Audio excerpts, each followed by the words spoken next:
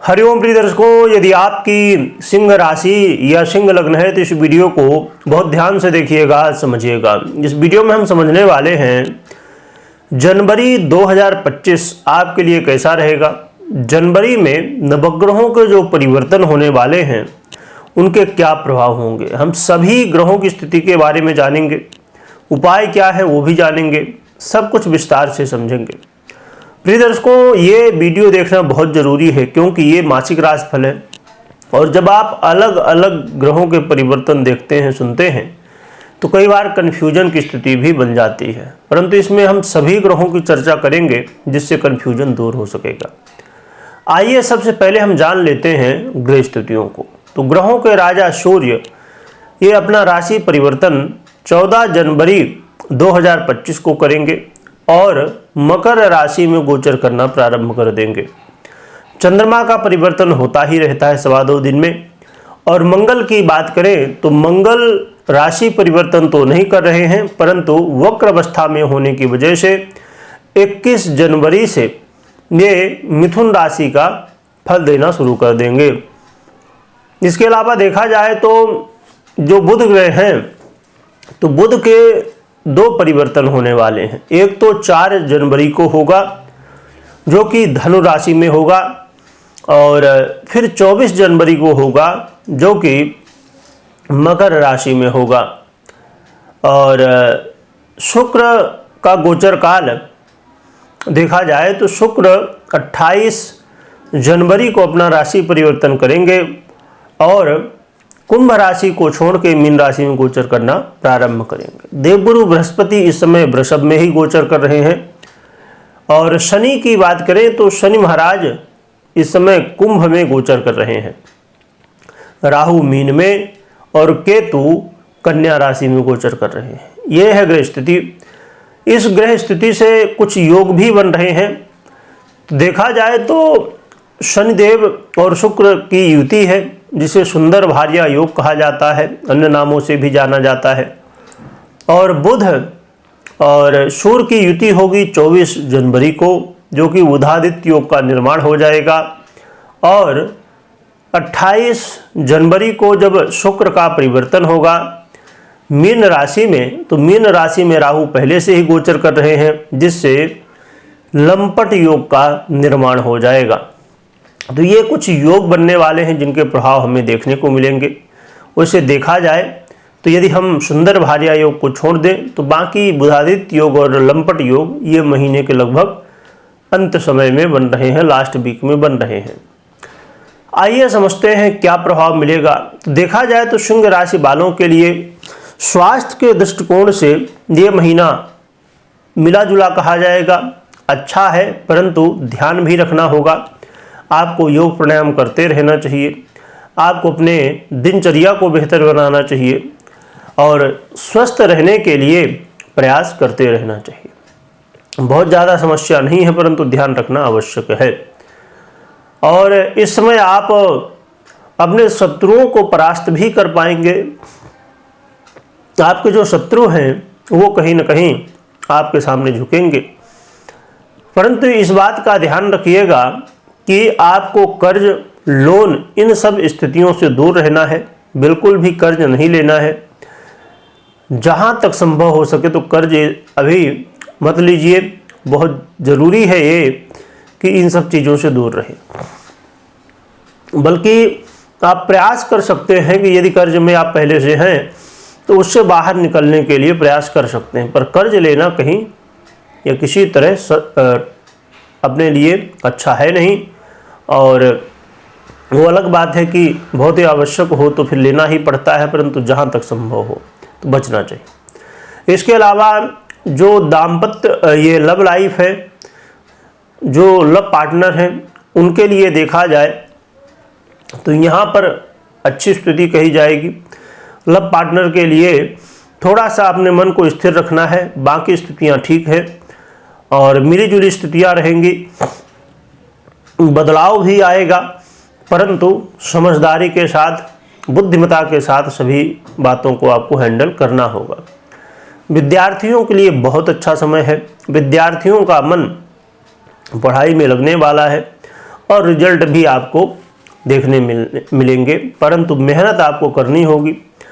आपको ये ध्यान में रखना है कि ये जो समय है ये वो समय है कि आप पूरे लाइफ के लिए अपनी तैयारी कर रहे हैं। इस समय को यदि सही ढंग से यूज करेंगे तो आगे फ्यूचर में आपको हर एक सुख मिल सकेगा, परंतु इस समय यदि आपने ध्यान नहीं दिया अपने आप में तो कहीं ना कहीं आगे चल के ये समस्याएं बन जाती हैं। जो लव लाइफ में है उन्हें इस बात का ध्यान रखना है कि वाद विवाद से जितना हो सके तो बचना है, कोई कन्फ्यूजन मन में ना रहे। और जो दाम्पत्य जीवन मैरिज लाइफ में है उनके लिए ये समय बहुत बढ़िया है। वैसे तो शनि भी गोचर कर रहे हैं, परंतु शनि यहाँ बड़े प्रभावशाली हो जाते हैं, जो कि शनि का मूल जो स्वभाव है वो भी कहीं ना कहीं देखने को मिलता है, परंतु यहाँ पर स्वराशि के हैं और शुक्र की युति भी है और सुंदर भार्या योग भी बना हुआ है। तो दाम्पत्य जीवन की स्थिति कहीं ना कहीं बेहतर हो रही है। और खासकर उन लोगों के लिए भी ये समय सहयोगदायक रहेगा जो नए रिश्तों की शुरुआत करना चाहते हैं, उनके लिए भी समय सपोर्ट करने वाला और आपके जीवन में खुशहाली लाने वाला रहेगा। दाम्पत्य जीवन के लिए, मैरिज लाइफ के लिए श्रेष्ठ समय है। व्यापारियों को बड़ा लाभ होने वाला है। व्यापारियों को खासकर जो शुक्र से संबंधित व्यापार करते हैं, शनि से संबंधित व्यापार करते हैं, खासकर शुक्र से संबंधित, तो ऐसे लोगों को विशेष लाभ होने की संभावनाएं।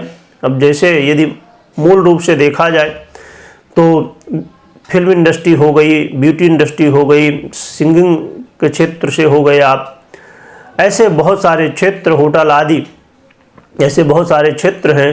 अब जैसे कला के क्षेत्र में भी शुक्र का हाथ होता है, जो कि बुध का भी प्रभाव होता है परंतु शुक्र का भी प्रभाव होता है, तो यहाँ पर आपको अच्छे रिजल्ट देखने को मिलेंगे। इसके अलावा जो लोग पार्टनरशिप में व्यापार करते हैं उन्हें भी लाभ मिलने की संभावनाएं बढ़ेंगी।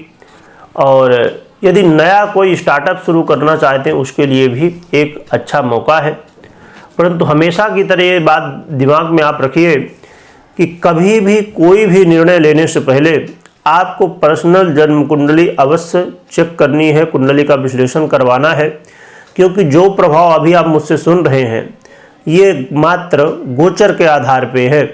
आपकी पर्सनल जन्म कुंडली तो मुझे नहीं पता, तो क्योंकि गोचर होता है अधूरा और आपकी कुंडली है अधूरी, दोनों जब मिल जाते हैं, दोनों का रिजल्ट मिलता है, तब सही निर्णय हो पाता है कि होगा क्या, क्या नहीं होगा। कई बार आप गोचर के आधार पे सुनते, जैसे आपने मुझसे सुना कि स्टार्टअप के लिए बहुत अच्छा समय है, परंतु आपने पर्सनल जन्म कुंडली नहीं देखी।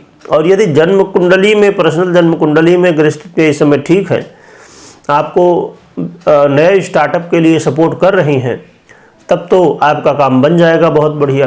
परंतु यदि पर्सनल जन्म कुंडली में स्थितियाँ ठीक नहीं हैं तो कहीं ना कहीं रुकावटें आएंगी, समस्याएं आएंगी। तो इसीलिए अपनी पर्सनल जन्म कुंडली को देखना, समझना ये बहुत ज़रूरी है। क्योंकि अब जैसे कुछ लोगों को ये होगा कि भाई हमने तो दिखाया था कुंडली, क्या ग्रह कहाँ बैठे ये भी हमें मालूम है, परंतु दशाएं चेंज होती रहती हैं। महादशा, अंतरदशा, प्रत्यंतर दशा, ये सभी सूक्ष्म दशा, प्राण दशा, योगनी दशा, जितना आप डीप में जाएंगे तो दशाएं चेंज होती रहती हैं, तो उनके प्रभाव भी हमें देखने को मिलते हैं। और इसके अलावा देखा जाए तो शुक्र महाराज का जो प्रभाव है थोड़ा सा आपके मन को चंचल बना देगा। तो विपरीत को जो है तो विपरीत का सम्मान करिए, विपरीत के प्रति आकर्षित होने से बचिए और अपने मन को स्थिर रखिए। और साथ में इस समय आपका मन शान, शौक, घूमना भागना इन सब चीज़ों में ज़्यादा लगेगा। अच्छी बात है, घूमना भागना भी चाहिए, परंतु उतना ही जितना कि हमारा फाइनेंस अलाउड करे, हमारा समय अलाउड करे, उतना ही हमें सब चीज़ें करना चाहिए। तो देखा जाए तो शुक्र का परिवर्तन काफ़ी ज़्यादा लाभदायक सिद्ध होने वाला है। और ये जनवरी का महीना देखा जाए तो काफ़ी बढ़िया है। और साथ में यहाँ पर एक स्थिति और भी रहने वाली है कि आपके जीवन में जो लोग जॉब में हैं और या प्रोफेशन में हैं, जॉब करते हैं या प्रोफेशन में हैं, तो आपके जीवन में बदलाव होने वाला है। आपके जीवन में कहीं ना कहीं जो आप सोच रहे थे कि कुछ लोग ऐसे थे कि जॉब से बिजनेस की ओर जाना चाहते थे, उनके लिए भी अच्छा मौका है। पर जो लोग जॉब कर रहे हैं अभी, उनके लिए भी वृद्धि देखने को मिलेगी, जॉब में पॉजिटिव बदलाव देखने को मिलने वाले हैं।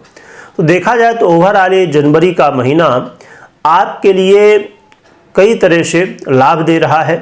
बस थोड़ी बहुत सावधानियां रखनी है। सबसे ज़रूरी बात ये रहेगी कि आप स्वास्थ्य का ध्यान रखिए और थोड़ा सा जो भी काम कर रहे हैं धैर्य के साथ करिए।